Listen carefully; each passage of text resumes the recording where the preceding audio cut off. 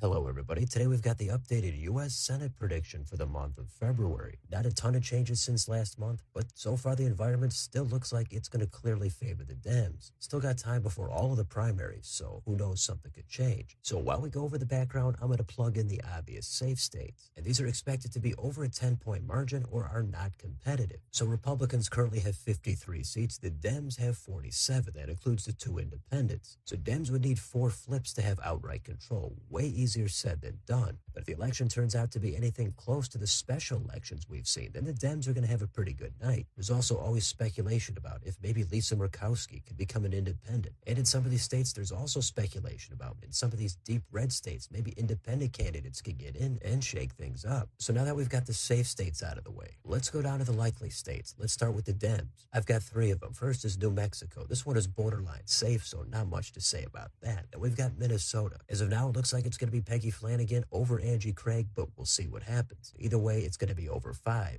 The last likely state I've got is New Hampshire. I just have a tough time in this environment seeing Chris Pappas only win by 2 or 3 points. As of now, I think it would be at least 5, maybe 6 or more. Now for the Republicans. First is Nebraska. This would be Pete Ricketts against Dan Osborne. It seems like every poll that the Osborne campaign puts out shows him in the lead. So I think those are kind of misleading. I think Ricketts is clearly the favorite, but out of caution, it's going to be likely. Then we've got Texas. So many interesting dynamics here on both sides. The primary is not super far away anymore, but my guess is it's going to be James Talarico for the Dems. Republicans, it's a little less clear, but either way, they're going to have an edge. So for now, this stays at likely. Next state, Iowa. It's pretty open for the Dems. For the Republicans, it looks like it's going to be Ashley Hinson. This is borderline lean likely, but I'm going to keep it at likely. Then it's the special election in Florida. This one is borderline safe, but because of the environment, I think it could be high single digits. Ashley Moody seems like she's going to win, and I don't think there's much else to say. Last state is South Carolina. This one is at about 9.5 points for me. This is Lindsey Graham. Maybe he has to get through a primary, but I still think he's pretty likely to win. Maybe it does get over 10.